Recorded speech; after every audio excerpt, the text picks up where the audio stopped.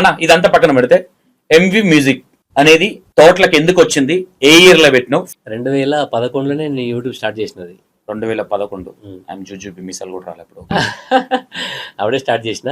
అయితే అప్పుడు ఇంత సీరియస్ తీసుకోలే నేను. మామూలుగా కొన్ని నా అప్డేట్స్ అంటే నేను రీల్ క్యాసెట్స్ అప్పటి నుంచి నేను ఈ ఫీల్డ్ లో ఉన్నా కాబట్టి, సీడీలు ఆ టైం నుంచి ఉన్నా కాబట్టి నేను ఏదైనా చేసినప్పుడు టైం పాస్ అట్లా పెట్టుకుంది.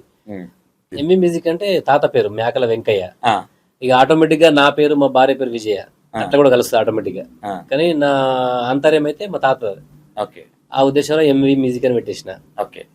పెట్టినా అంటే నేను ఫోక్ సాంగ్స్ చేద్దామన్నట్టే పెట్టిన ఉద్దేశంగా. అప్పుడు నాకు ఒక లక్ష్యం ఉండే, ఆ లక్ష్యానికి నేను అనుకున్న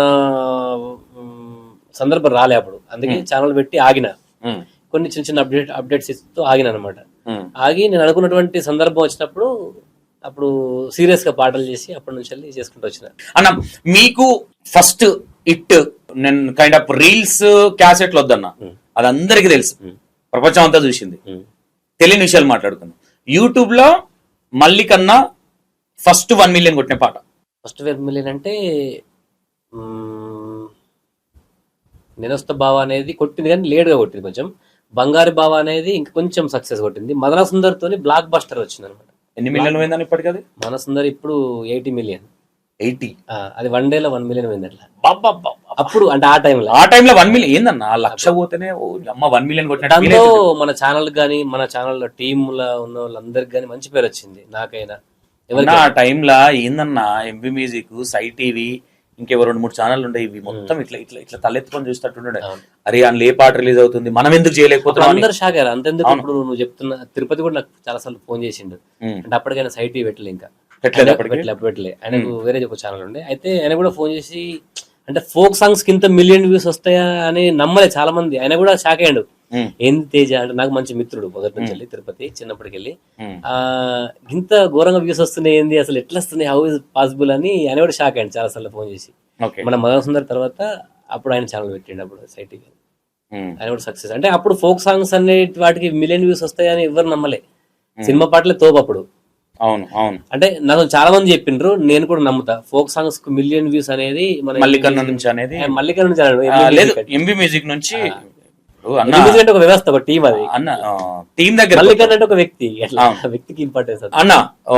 ఓకే, ఈ పాటల దగ్గరకు వచ్చే ముందు పెళ్లికి ముందు పెట్టిరా అన్న ఛానల్? పెళ్లి అయిన తర్వాత పెట్టిరా, పెళ్లి కాకుండా పెట్టిరా? అయిన తర్వాత పెట్టా. అయిన తర్వాత 2011లో. ఓకే, అయితే ఛానల్ దగ్గర తర్వాత 2011 సెప్టెంబర్ నా బర్త్డే సందర్భంగా ఓపెన్ చేసిన ఛానల్. మేము లిటరల్ గా అరే ఇంత మొల్లిగాడ అనుకుంటారు కానీ చూపి అన్న నేను 2011. అండ్ నాకు ఒకటి ఇప్పటికి నా దగ్గర స్లిప్ ఉంటది. నేను సంతోష్ అన్న దగ్గరికి డాన్స్ పోయినప్పుడు 2012 తారీఖు 12 నెలలు నేను డాన్స్ క్లాస్ జాయిన్ అయినా. ఇప్పటికి నా దగ్గర స్లిప్ ఉంటది అన్న. నాకు అప్పుడు చాలా చిన్న ఉన్నా నేను, నాకు తెలిసి ఒక 14-15 years ఉంటాయి నాకు అప్పుడు. ఏంది అంటే కొంచెం మధ్యలో కొంచెం ఫుడ్ లేక గ్రాంతర వాసులాగా ఫేస్ అంతా ఇట్లా వెళ్ళిపోయి, డైలీ కారమే అన్న తినుడు, 6 నెలలు తిన్నాం అట్లా. ఆ ఖరాబ్ అయిపోయి నా ఫేస్ కొంచెం ముదురు ఫేస్ లాగా అనిపిస్తుంది, ఓపెన్ పెద్దోన్ లాగా అనిపిస్తుంది, కానీ అంత వయసు లేదు మన. మీరు 2011 అనేది పిల్లలు కదా, సైకిళ్ళ మీద పోయి గెలుకుడు ఇట్లా, ఈ కైండ్ ఆఫ్ చైల్డిష్ మెంటాలిటీ ఉండే, చిన్నపిల్లల మెంటాలిటీ. ఇప్పుడు మీరు 11 అంటే నాకు గుర్తుకొస్తుంది. 11లో ఏంది, నేను అప్పుడు స్కూల్ పోదాం అనుకున్నాను. నీకు లిటరల్ గా ఇది ఎందుకు చెప్తున్నాడన్నా, 2011లో కరుణాకరన్ నా ఫ్రెండ్ ఉండే, నత్తడు వాడు, రిసల బజార్ లో ఉంటాడు వాడు. రిసల బజార్ లో గర్ల్స్ కు మార్నింగ్ 8 o'clock నుంచి 12 వరకు స్కూల్, 12 నుంచి 5th వరకు బాయ్స్ కుంటే. నన్ను అందులో స్కూల్లో జాయిన్ చేపిస్తాను ప్లాన్ చేసి నా ఫ్రెండ్.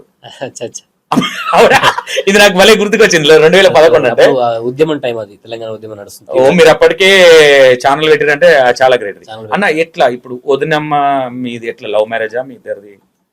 లవ్ అండ్ అరేంజ్ రెండు. అంటే మా మామ బిడ్డ, మేనమామ బిడ్డ. అంటే అమ్మోళ్ళ తరపు నుంచా? అమ్మోళ్ళ అమ్మకు 3 2 అన్నయ్యలు, 1 తమ్ముడు అమ్మకు. నడిపన్న అమ్మోళ్ళు నడిపన్న బిడ్డ అనమాట. అందరికి పిల్లలు ఉన్నారు మళ్ళా మా 3 మామలకు. ఇంకా నాకు ఇష్టమై ఆమెకి ఇష్టమై మా తాత ఎట్లాగూ మళ్ళా పెళ్లి చేసుకోమని ఫోర్స్. అసలు అంటే మేము అప్పుడే పెళ్లి చేసుకునేది తప్పేటప్పుడు అప్పుడు మన పేరు పెట్టిరా, మన పిల్ల నీ పిల్లని చేసుకోవాలి అట్లా ఉంటది కదా మన దాంట్లో. పెట్టారు కానీ ఈమెను పెట్టలేరు.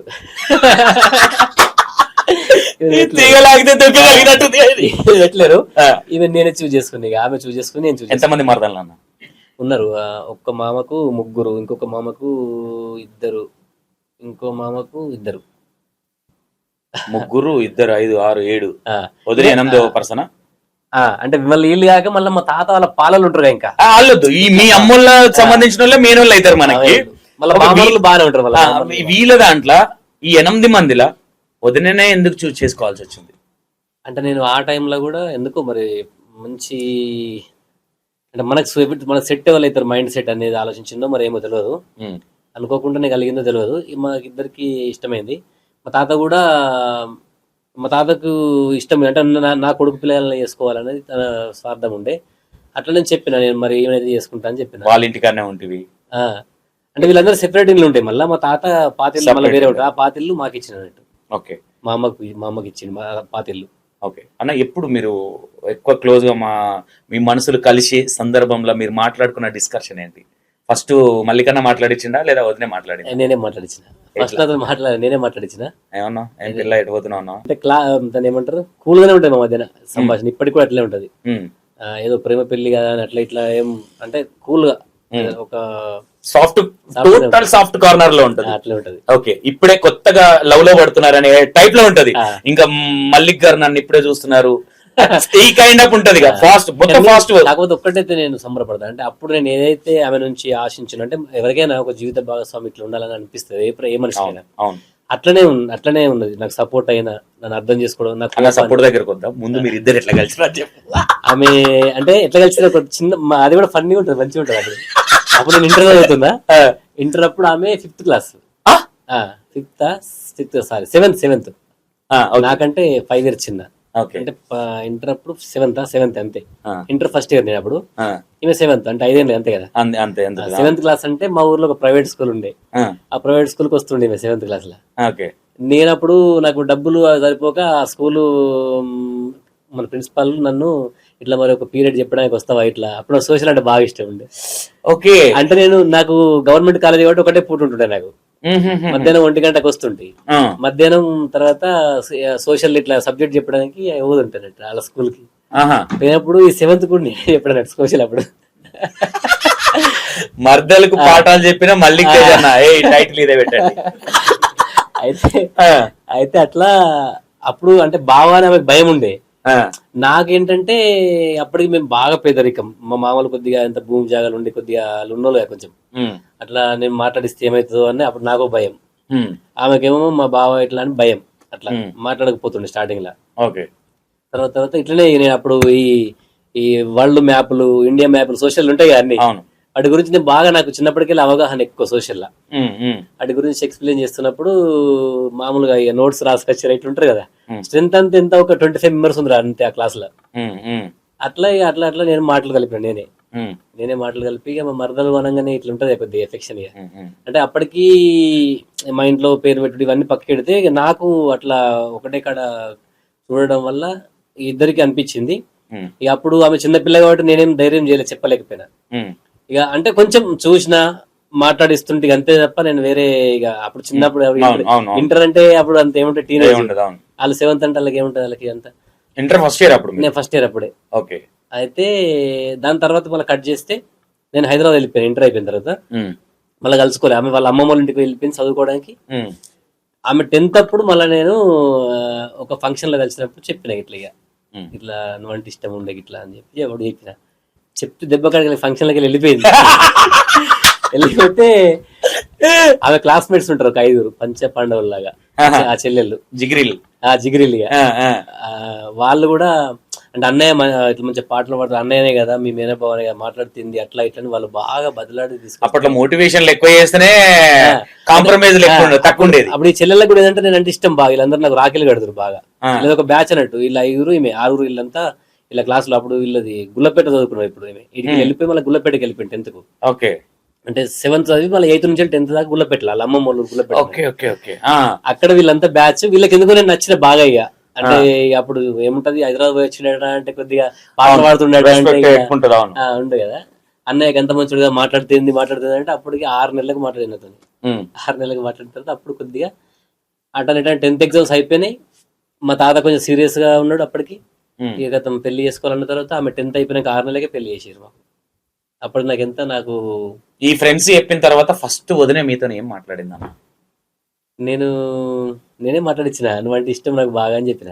ఆ, అన్న తర్వాత అంటే నువ్వు మా బావ అని తెలిసే కానీ ఇష్టపడ్డాం కానీ పెళ్లి చేసుకుంటేనే మాట్లాడదా లేకుండా మాట్లాడన్నది. అన్న తర్వాత ఓకే, ఓకే. పెళ్లి చేసుకోవడానికే మాట్లాడతా, నేను పెళ్లి చేసుకోవడానికే మాట్లాడుతున్నా అంటే మనోళ్ళు ఇప్పుడు ఇంతమంది మరదలు ఉన్నా కానీ నేను ఎందుకు కోరుకున్నా అంటే ఆ ఓపిక, ఉమ్, సహనము, పద్ధతి, ఇవన్నీ నాకు కొంచెం నా మనసుకు నాకున్న ఆలోచనలకి ఇప్పుడు ఎవరికైనా ఒక ఆలోచన ఉంటుంది మనకు రాబోయే భాగస్వామి ఇట్లా ఉండాలని, వాటికి సింక్ అయింది కాబట్టి నేను చూస్ చేసుకున్నా ఇట్లా అన్న తర్వాత మాట్లాడింది. ఓకే. కానీ ఒకటన్నా ఇక్కడ మేమంటే ఎక్కువ బాగా తిరుగుడు అటు ఇటు ఏం తిరగలేదు, ఇక మాట్లాడుకున్నాం ఇంతే, దూరం దూరం భయంగానే ఉమ్, భయంగానే మాట్లాడుకున్నాం. ఒక్కసారి ఇటు టెంపుల్కి వెళ్ళాం, అప్పుడు కూడా వాళ్ళ అమ్మ వెంబడి వచ్చింది మా అత్తమ్మ. ఉమ్, అప్పుడు కూడా ఏదో ఫంక్షన్ అయితే టెంపుల్ కాడ నాకు గుర్తుంది ఇప్పటికి, ఉమ్. ఫంక్షన్ అయితే వస్తే అక్కడ మాట్లాడినేమో కొనిచ్చిన, నేను నాకు అంత గుర్తులేదు, ఏదో కొనిచ్చిన మొత్తానికి.